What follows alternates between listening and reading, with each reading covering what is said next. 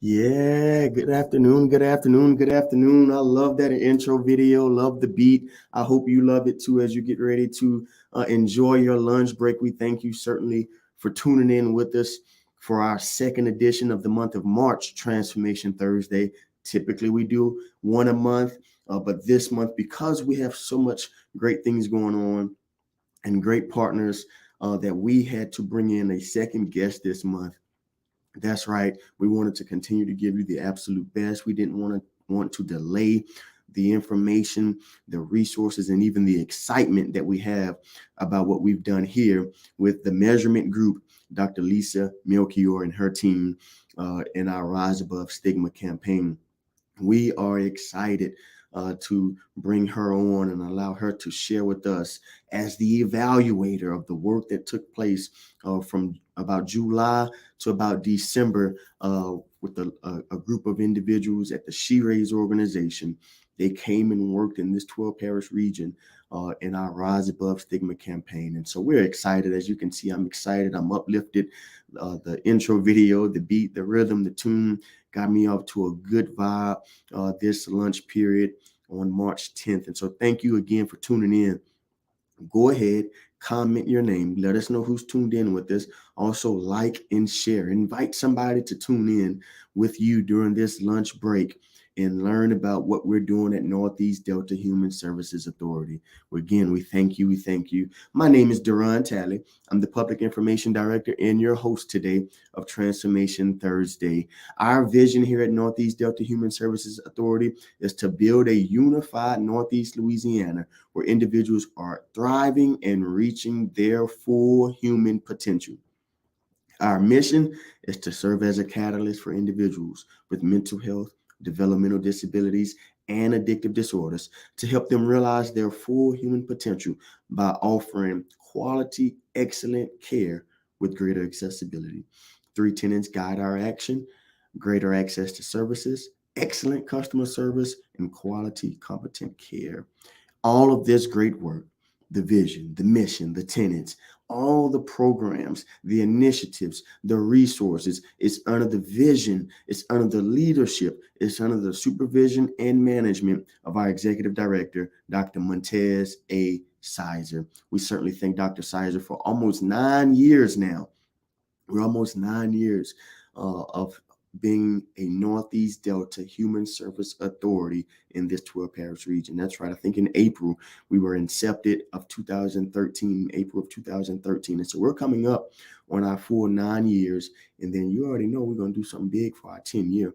And so again, we thank you for tuning in with us. Just want to go ahead and drop in a little resource to you.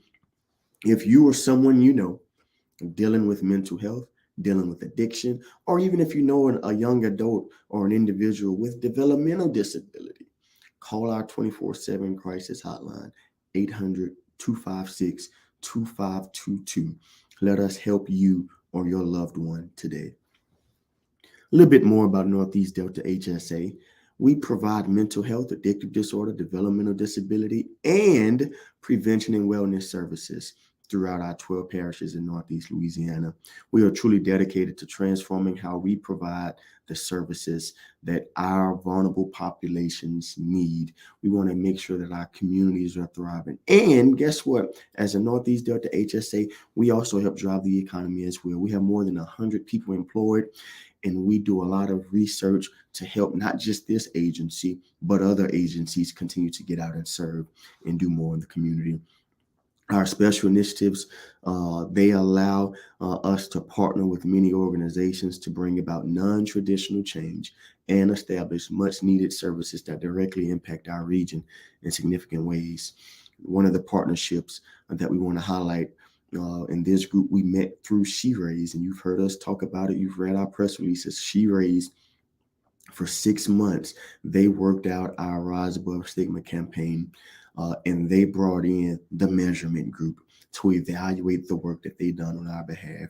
The measurement group, again, evaluated the work of She Raise for 6 months, and they actually put together a mid-year evaluation of our Rise Above Stigma work. The evaluation document served as a progress report on what was accomplished during the first 6 months of our Rise Above Stigma work. That document, this Rise Above Stigma evaluation report, is designed to further support data-informed decision-making. The initiative as a whole, the Rise Above Stigma as a whole, you've heard us say it before, you've read about it in our press releases, but our goal was to help increase access to our behavioral health services. It also aimed to provide mental health awareness and increase culturally and linguistically appropriate training for people living in this 12 parish region. Back in July 2021, we contracted with She Raised and Associates to facilitate and evaluate the development and implementation of this stigma reduction plan for the 12 parish region. And so this report that Dr. Melchior, Lisa Melchior, championed as the president of the measurement group, it's going to summarize the progress, the achievement, the success, and even the challenges. We know in any work that we do, there are challenges that come with it during that 6-month period. And so today, without further ado, I want to welcome President of the Measurement Group, Dr. Lisa Melchior, who conducted the mid-year report on data from our Rise Above Stigma report. Good afternoon, Dr. Melchior. How you doing? Good. How are you? Thanks for having me. Certainly glad to have you. And listen, I just want to tip my hat to you and your team. You all have been so engaged on social media, not just as it pertains to Transformation Thursday and you guys building momentum to invite your following to tune in with us, but even as around the report and the work, you all have tagged us and tagged She Raised and used hashtag Rise Above Stigma throughout this relationship. And I just want to commend you and thank you to let the masses know that the work is being done. It's being done and measured qualitatively and quantitatively. And so we just want to thank you for your excitement and eagerness to let the masses know what we're doing together. Well, thanks. And, you're doing such important work, and it's a small thing we can do to help make sure other people know about it. Certainly. Dr. Melchior, first, just tell us about the measurement group and then what you do specifically as the president. You bet. And thanks for asking.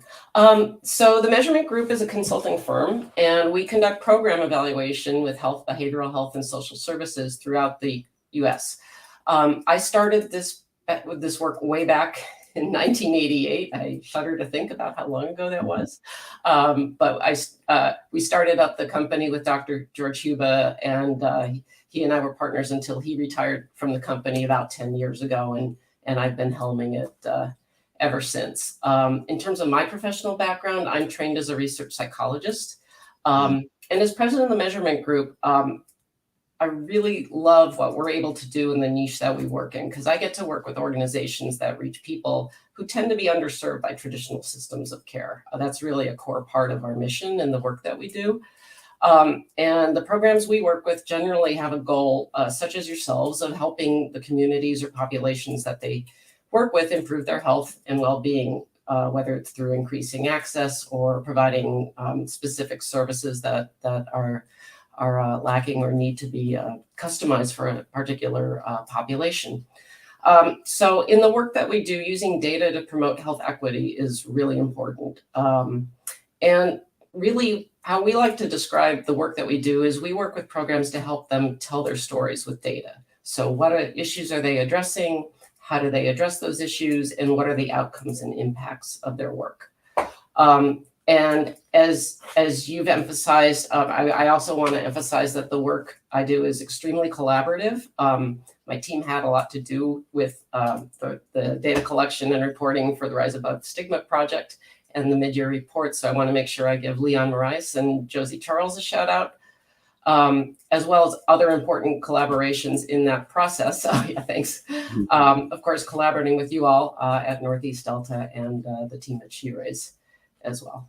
Certainly. Let's go ahead and dive in. We certainly thank you. And wow, what a lengthy piece of experience you have around this work. And I can tell that the measurement group is connected to everything you shared just in my short time of knowing you and watching you behind the scenes kind of work on this report for us. So let's talk about this mid-year report, 6 months. And let's connect it relative, obviously, to the Rise Above Stigma. What was the purpose of the report? and what did you hope to accomplish when gathering information from it? Yeah. So as you alluded to earlier, I mean, the purpose of the mid-year report was to really look at the activities that were part of Rise Above Stigma after 6 months, in that period from July through December, and to document what progress had been made towards the goals and objectives of the project during that time. And we looked at progress, achievements, successes, and challenges during that period. And it was also, sort of a contractual deliverable, and so it met that requirement as well. But what we had hoped for with the mid-year report is that it would give a snapshot of what issues had been identified so far, and really use that as a springboard for building on your efforts with Rise Above Stigma to make sure that you're, as you mentioned, making data-informed decisions, designing, I don't want to say interventions, but using that data to inform what the needs are in the community and to develop strategies to address those needs. The bottom line was, it was a way of collecting information to help you be responsive to local issues and concerns. Mm-hmm. Mm-hmm. Yeah, no. So that's good. And one of the things that Dr. Sizer, our executive director, always talks about is, for almost now 9 years, we've hosted town halls, we've conducted listening sessions, and we really try and hear the needs of our people, data driven decisions. And so when we came into this work, and now that you've produced this 6-month evaluation report, from that data, what can we take away from it that we can say, this is what our community said and what we should look at doing next? So really, this is just a start. And I think one of the challenges, is that this is an extremely ambitious undertaking. And I know you all recognize that, but it's very difficult to see measurable change within a 6-month period when really those conversations were not happening in quite the same organized way as this, they are now. And so moving the needle in terms of community engagement in that process, that was, I think, a really important thing that we saw at the end of that 6-month period. Mm-hmm.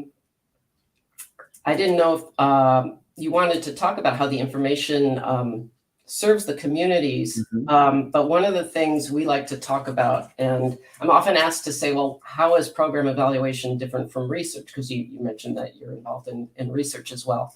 And really, one of the key differences is that program evaluation is really utilization focused. So our whole goal in doing this, and your goal in commissioning this evaluation, was to really give you data that would be actionable. You're not waiting for the end of a study to see what the results were.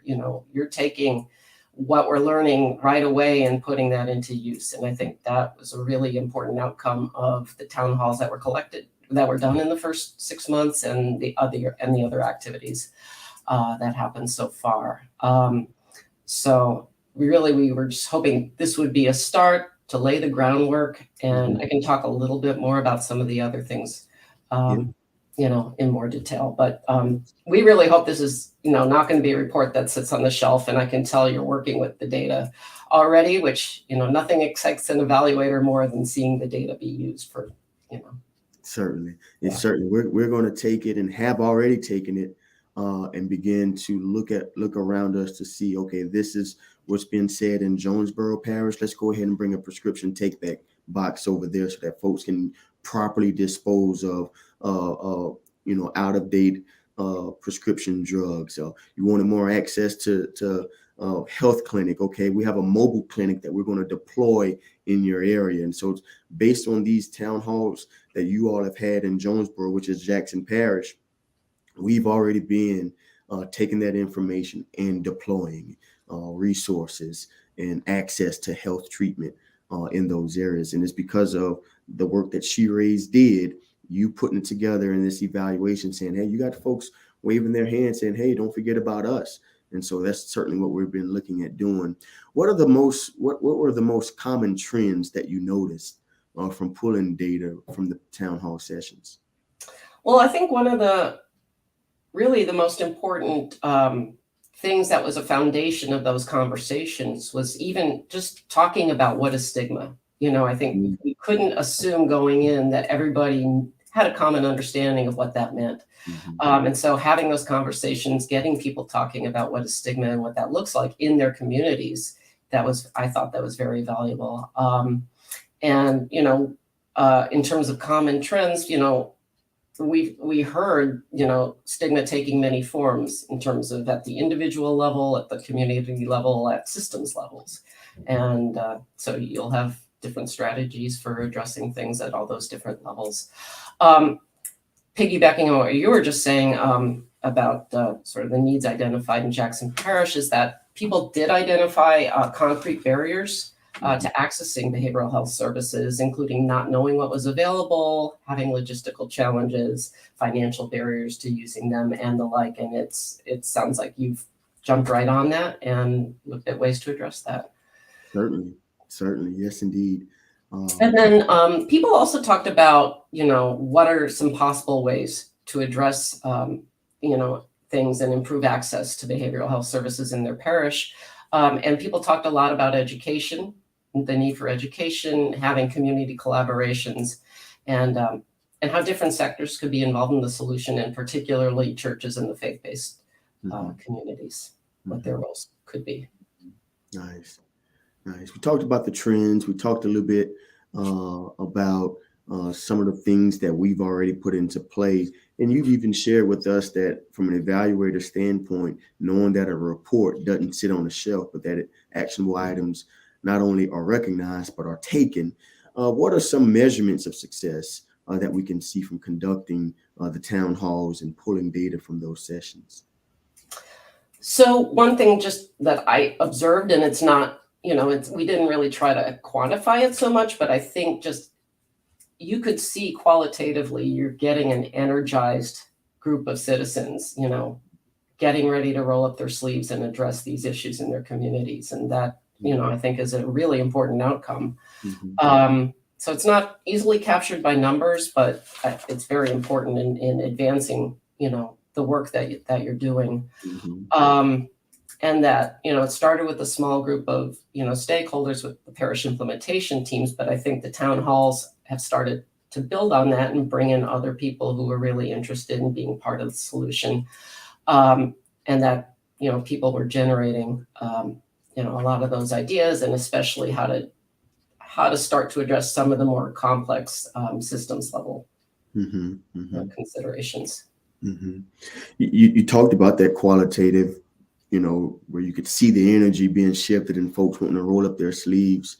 Did you, what other ways did you notice an increase of participants or just engagement around those community persons? But also take it a step further, but also did you notice, could you guys see that they began to light the aha moment on what stigma is, Absolutely, what those barriers are, what those challenges are?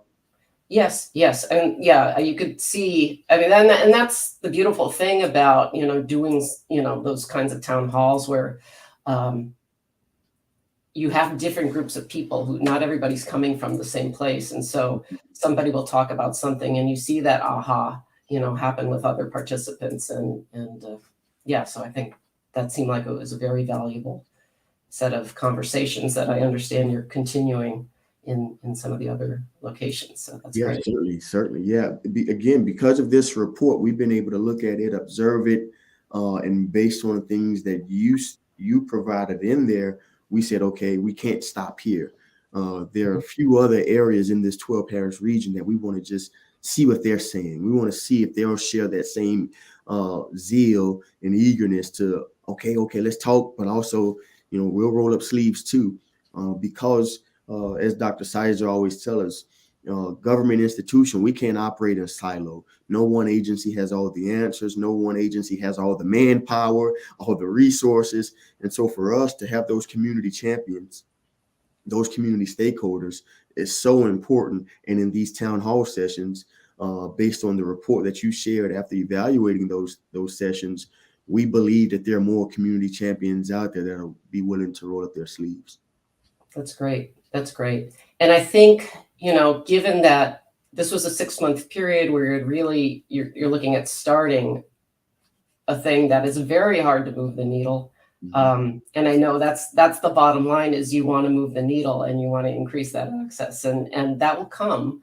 But you have to sort of lay the groundwork that you laid in that first 6 months. And so now you have a mechanism to help address stigma and help increase access and do all those things. So we really think that was an important foundation for the transformations that you want to see happen in your communities. Certainly, certainly. Dr. Melchior, it's been great talking to you. I can sit here and talk to you all day. I don't want to take up too much of your time, but is there anything else you'd like to share with us as it pertains to this report that we didn't talk about in this session? Obviously, a lot took place in the 6 month where we can even talk about the marketing impact of it and just the messaging impact of it as well. Is there anything else you'd like to touch on? No, but I am glad you brought that up, because the first 6 months, it was a collaboration. She-Raise was on the ground doing a lot of things and organizing town hall meetings and stuff and doing outreach, but you all were getting the word out and doing a lot of media work. And so really, I think all of that's going to come together to help you get to where you want to be. And I would also encourage people, there's only so much we can cover in this amount of time. There is a full report available on your website, and I would encourage, if people are interested in learning more, to go see that report. Thank you so much. Yes, any of you interested in seeing the report, www.nedeltahsa.org. You can see it. Of course, any of our social media channels will still have access to the link that'll drive you directly there as well. Also, the measurement group, if we'll populate their Twitter handle, they have a Twitter handle. They've been tweeting and sharing it as well across their social media channels, where you can find that evaluation report as well. It's not just, even though it's conducted here in Louisiana, in Northeast Louisiana, this 12 parish region, it has been shared across the nation as a guide. And we believe it'll ultimately become a blueprint for not just how we do behavioral health here in Louisiana, but across the nation as well. And that's the measurement group's Twitter handle @TMG Evaluation. You go there and follow some of the other things and great work that they're doing also. Certainly want to again encourage you all, as you see we have, and then also visit their website, themeasurementgroup.com as well, certainly for the resources that they may have access to another data report and studies that they've conducted. I want to encourage you all again to follow Northeast Delta HSA on social media. We're on Twitter, Facebook, Instagram, and TikTok, as well as LinkedIn and YouTube. Feel free to follow the Phoenix. We also have an app available for download right now on Android. We're still waiting to release on Apple Store, but right now, Android devices is able to activate and use the Northeast Delta HSA mobile app. Again, thank you to Dr. Lisa Melchior, the Measurement Group, Dr. Montez A. Sizer, our Executive Director, for the great vision and leadership that he brings us. But this Rise Above Stigma work in 6 months, we've not only been able to hear and see the needs and challenges and even the successes of our region's people, but we've also been able to use that information. Dr. Melchior and her team put it together in a report. And from that report, we've been able to take the second step in providing additional resources and access to greater health care here in Northeast Louisiana. Dr. Melchior, as always, thank you for your time. Oh, thank you. Keep All doing right. that good work. Yes, indeed. You all have a great lunch. We thank you for tuning in with us, and we'll see you next month for another session of Transformation Thursday.